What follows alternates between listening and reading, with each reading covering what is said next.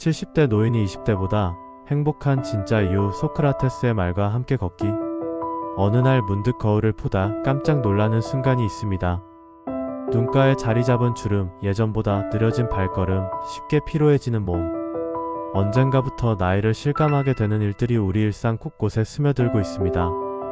나이를 먹는다는 건 단순히 숫자가 늘어난다는 의미를 넘어서 삶의 형태가 바뀌고 있다는 걸 깨닫는 일입니다. 우리는 나이 듦을 자연스러운 일이라고 말하지만 막상 그 앞에 서면 척잔이 두렵습니다. 젊음을 잃어간다는 상실감, 사회에서 점점 투명해지는 듯한 외로움, 내가 나로서 살아갈 수 있는 시간이 얼마 남지 않았다는 불안. 그런 감정들이 조용히 마음속에 내려앉습니다. 그런데 이 두려움이 정말 우리가 받아들여야 할 운명일까요? 2500년 전 아테네의 한 철학자는 이 문제에 대해 완전히 다른 관점을 제시했습니다. 그의 이름은 소크라테스였습니다. 소크라테스는 생의 대부분을 늙어가는 사람으로 살아갔습니다. 그는 말년에 이르러서도 젊은이들과 토론하고 새로운 질문을 던지며 배움을 멈추지 않았습니다. 그는 나는 아무것도 모른다는 것을 안다는 유명한 겸허의 자세로 철학을 시작했지만 그 삶의 태도는 결국 늙어간다는 것의 의미를 누구보다 깊이 고민한 인물임을 보여줍니다. 그런데 소크라테스의 철학이 현대를 살아가는 우리에게 어떤 의미를 가질까요? 그의 지혜는 단순히 고전적인 가르침에 그치지 않습니다. 오히려 지금 이 순간 나이 듦의 두려움으로 고민하는 우리에게 실질적인 해답을 제시합니다. 그는 말합니다. 가장 훌륭한 삶이란 매일매일을 성찰하는 삶이다. 이 말은 늙어가는 시간을 부정하거나 도망치는 것이 아니라 오히려 그 시간을 받아들이고 그 안에서 더 깊은 자신을 마주하라는 초대입니다. 우리는 나이 듦을 쇠퇴로 여기는 경향이 있습니다. 미디어와 광고는 끊임없이 젊음을 찬양하고 노화를 감춰야 할 것으로 만들어갑니다. 하지만 소크라테스는 달랐습니다. 그는 몸이 늙어갈수록 영혼이 더 단단해질 수 있다고 믿었습니다. 그래서 그는 겉으로 드러나는 육체의 변화보다 그 안에 정신이 얼마나 성장했는지를 중요하게 여겼습니다. 그렇다면 구체적으로 어떤 사람들이 이런 철학을 실천하며 살아가고 있을까요? 놀라운 이야기가 있습니다. 한 예를 들어볼까요? 70대 후반의 한 남성은 퇴직 후 무기력감에 빠졌습니다. 40년 넘게 일해온 직장을 떠나고 나니 정체성이 사라진 것 같았다고 말합니다. 처음 몇 달은 하루 종일 TV만 보고 말수도 줄어들었습니다.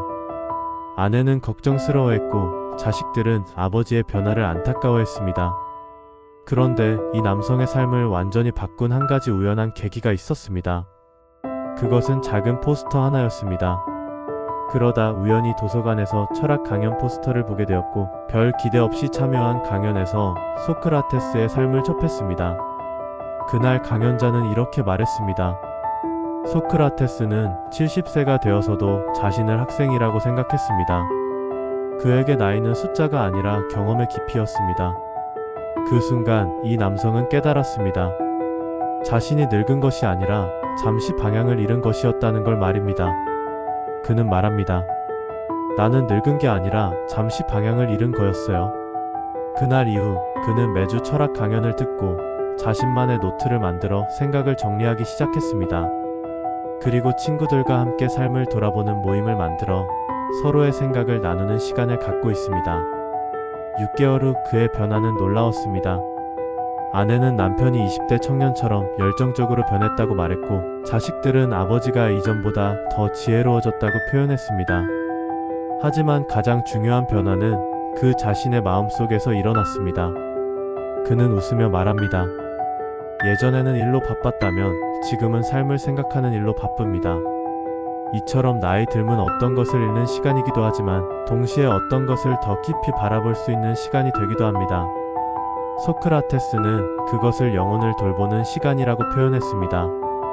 하지만 여기서 중요한 질문이 하나 더 생깁니다. 도대체 어떻게 이런 변화가 가능할까요? 이 철학은 지금 우리에게도 여전히 유효합니다. 노화는 거스를 수 없는 흐름이지만 그 흐름 속에서 우리가 어떤 태도로 살아가느냐에 따라 삶은 전혀 다른 풍경이 됩니다. 소크라테스의 지혜를 현대적으로 해석해보면 늙어가는 과정은 단순히 시간의 흐름이 아니라 내면의 성숙을 위한 기회라는 것입니다. 현대 신경과학자들도 이를 뒷받침하는 연구 결과를 발표하고 있습니다. 나이가 들면서 뇌의 특정 부위는 감소하지만 동시에 다른 부위는 더 활발해진다고 합니다. 특히 감정 조절과 지혜와 관련된 영역은 오히려 향상되는 경우가 많다고 합니다. 그렇다면 우리는 어떻게 이 철학을 삶 속에서 실천할 수 있을까요? 소크라테스의 가르침을 바탕으로 구체적인 실천법을 제시해 보겠습니다. 첫 번째는 성찰의 습관을 갖는 것입니다. 하루의 끝에 오늘 나는 어떤 감정을 느꼈는가, 무엇에 감사했는가, 무엇이 나를 불편하게 했는가를 짧게나마 돌아보는 시간. 이 습관은 나이와 상관없이 우리의 내면을 건강하게 만들어줍니다. 소크라테스는 매일 저녁 자신의 행동과 생각을 돌아보는 시간을 가졌습니다. 그는 이를 영혼의 정화라고 불렀습니다. 현대의 한 연구에 따르면 이런 성찰적 글쓰기를 하는 사람들은 그렇지 않은 사람들보다 삶의 만족도가 높고 스트레스 수준이 낮다고 합니다. 실제로 어떤 방법으로 성찰을 할 수 있을까요? 간단한 방법이 있습니다.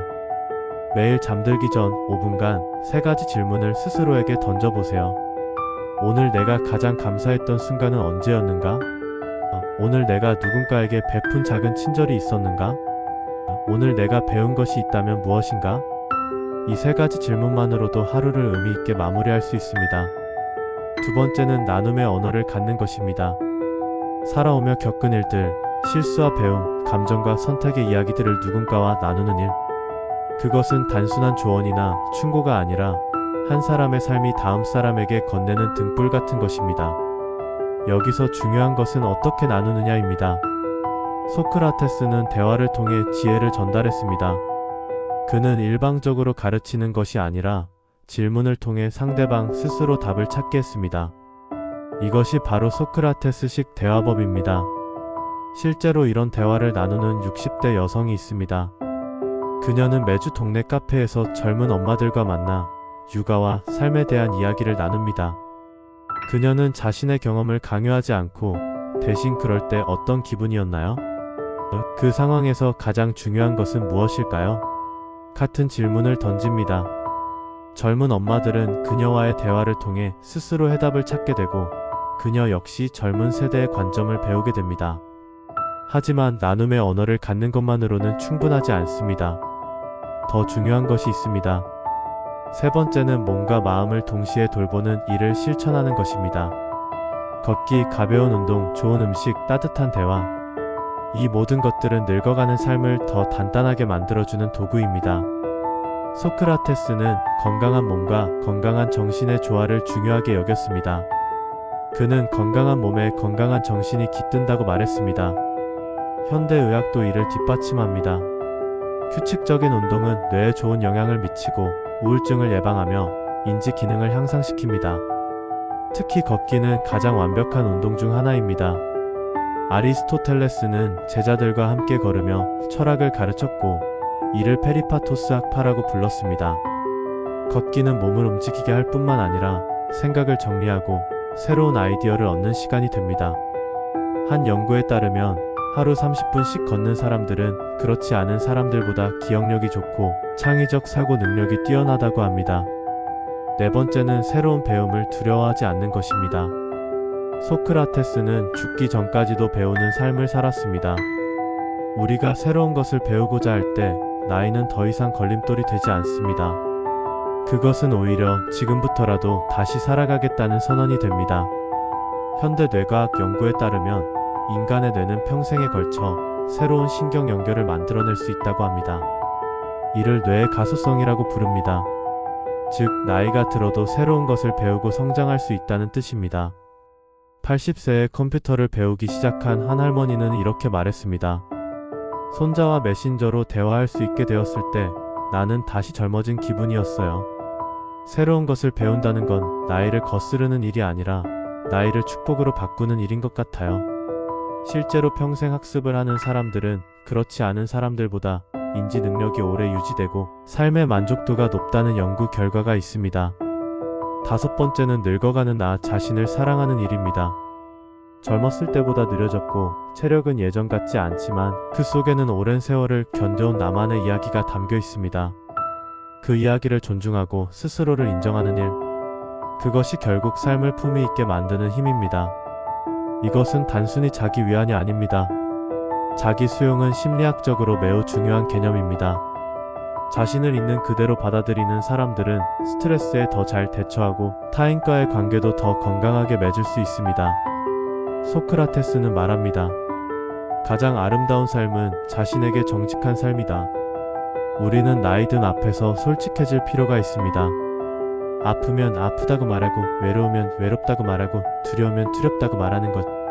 그것이 진짜 강함입니다. 그런데 이런 솔직함이 어떻게 강함이 될 수 있을까요? 놀라운 사례가 있습니다. 한 여성은 80세가 되던 해에 수필을 쓰기 시작했습니다. 처음엔 자신이 무슨 이야기를 쓸 수 있을까 망설였지만 첫 문장을 적고 나서부터 매일 새벽마다 글을 쓰는 것이 습관이 되었다고 합니다. 그녀가 쓴 첫 번째 수필의 제목은 나는 늙지 않았다, 익어가고 있다였습니다. 그 글에서 그녀는 자신의 주름을 웃음의 지도라고 표현했고, 느려진 걸음을 세상을 더 자세히 보기 위한 속도라고 불렀습니다. 늙었다고 생각하면 몸이 무거워지고, 살아있다고 생각하면 하루가 설렌다고 말하는 그녀의 눈빛은 또렷하고 따뜻했습니다. 그녀의 수필은 지역 신문에 연재되기 시작했고, 많은 독자들에게 감동을 주었습니다. 그녀는 인터뷰에서 이렇게 말했습니다.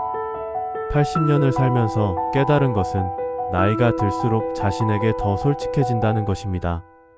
젊을 때는 남들의 시선을 의식해서 진짜 나를 숨겼는데 이제는 그럴 필요가 없어요. 이것이 나이 듦의 가장 큰 선물인 것 같습니다. 늙어간다는 것은 끝이 아닙니다. 그것은 또 다른 삶의 시작입니다. 세상이 정해놓은 젊음의 기준에 나를 억지로 맞추려 하지 마세요. 우리는 각자의 속도로 살아가는 존재입니다. 현대 사회는 젊음을 과도하게 숭배하는 경향이 있습니다. 하지만 이는 매우 최근의 현상입니다. 과거 많은 문화에서는 나이 든 사람을 지혜의 상징으로 여겼습니다. 우리는 이런 관점을 다시 회복할 필요가 있습니다. 철학자 카를 융은 말했습니다. 인생의 전반부는 성장이고 후반부는 완성이다. 나이 듦은 완성을 향한 과정입니다. 그 안에는 실수도, 후회도, 사랑도, 용서도 모두 담겨 있습니다. 융의 이론에 따르면 인생의 후반부는 개성화 과정입니다. 이는 진정한 자아를 발견하고 완성해가는 과정을 의미합니다. 젊을 때는 외부의 기대에 맞추려 노력하지만 나이가 들면서 진정한 자신을 찾아가게 됩니다. 이 과정은 쉽지 않습니다. 때로는 고통스럽기도 합니다. 하지만 그 끝에는 깊은 만족감과 평화가 기다리고 있습니다. 그렇다면 소크라테스는 죽음 앞에서 어떤 태도를 보였을까요? 그의 마지막 순간이 우리에게 주는 교훈은 무엇일까요? 소크라테스는 톡배를 마시기 전 제자들에게 말합니다. 두려워하지 마라. 철학을 하는 사람에게 죽음은 새로운 출발이다. 그는 죽음을 두려워하지 않았습니다. 오히려 그것을 호기심의 대상으로 여겼습니다. 그는 제자들에게 이렇게 말했습니다. 죽음이 무엇인지 아무도 모른다. 어쩌면 그것은 영혼이 한 곳에서 다른 곳으로 여행하는 것일 수도 있고, 아니면 깊은 잠과 같은 것일 수도 있다. 어느 쪽이든 나쁘지 않다. 이런 태도는 단순히 죽음에 대한 것이 아닙니다. 그것은 인생의 모든 변화와 불확실성에 대한 태도입니다. 나이 듦도 그 중 하나입니다. 우리 역시 죽음과 늙음이라는 두려움 앞에서 철학하는 삶을 선택할 수 있습니다. 철학한다는 것은 어려운 학문을 공부하는 것이 아닙니다. 그것은 삶의 의미에 대해 생각하고 자신의 존재에 대해 성찰하며 어떻게 살아야 할지를 끊임없이 묻는 것입니다. 한 75세 남성은 이렇게 말했습니다. 젊을 때는 답을 찾으려고 급했는데 나이가 들고 보니 질문이 더 중요하더라고요. 좋은 질문을 던질 수 있다는 것, 그것이 살아있다는 증거인 것 같습니다. 실제로 연구에 따르면 인생의 의미에 대해 생각하는 사람들이 그렇지 않은 사람들보다 더 건강하고 오래 산다고 합니다. 또한 이런 사람들은 스트레스에 더 잘 대처하고 어려운 상황에서도 회복력이 뛰어나다고 합니다. 늙어가는 것이 두렵다면 그건 당신이 여전히 삶을 사랑하고 있다는 증거입니다.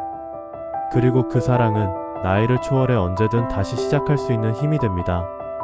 두려움 자체가 나쁜 것은 아닙니다. 두려움은 우리가 소중히 여기는 것이 있다는 신호이기도 합니다. 나이 듦을 두려워한다는 것은 삶을 소중히 여긴다는 뜻입니다. 건강을 잃을까 두려워한다는 것은 건강의 가치를 안다는 뜻입니다. 중요한 것은 두려움에 사로잡히지 않고 그것을 성장의 동력으로 바꾸는 것입니다. 소크라테스는 이를 두려움을 지혜로 바꾸는 기술이라고 불렀습니다. 90세의 한 화가는 이렇게 말했습니다. 나는 매일 아침 일어나서 오늘은 또 어떤 색깔을 만날까? 라고 생각해요. 나이가 들수록 색깔이 더 선명하게 보이거든요. 어쩌면 죽음이 가까워질수록 삶이 더 아름다워지는 것 같아요. 그러니 오늘도 당신의 걸음을 응원합니다. 천천히 그러나 단단하게. 늙어간다는 건 당신의 삶이 깊어지고 있다는 또 다른 이름이니까요. 마지막으로 소크라테스의 또 다른 명언을 기억하세요. 검토받지 않는 삶은 살 가치가 없다. 나이가 들어갈수록 우리는 더 많은 시간을 갖게 됩니다. 그 시간을 자신의 삶을 돌아보고 의미를 찾아가는 시간으로 사용할 수 있습니다. 어쩌면 젊음은 씨앗이고 나이 들면 열매를 맺는 시간인지도 모릅니다. 씨앗은 아름답지만 열매는 달콤합니다. 당신의 인생이라는 나무에서 어떤 열매를 맺을지 그것을 결정하는 것은 바로 당신입니다. 소크라테스와 함께 걷는 이 철학적 여행이 당신의 삶에 작은 변화를 가져다 주기를 바랍니다. 나이 듦이 두렵다면 그 두려움을 지혜로 바꾸세요. 그리고 매일매일을 새로운 배움의 기회로 여기세요. 당신의 인생은 아직 끝나지 않았습니다. 오히려 가장 아름다운 장이 지금 시작되고 있을지도 모릅니다.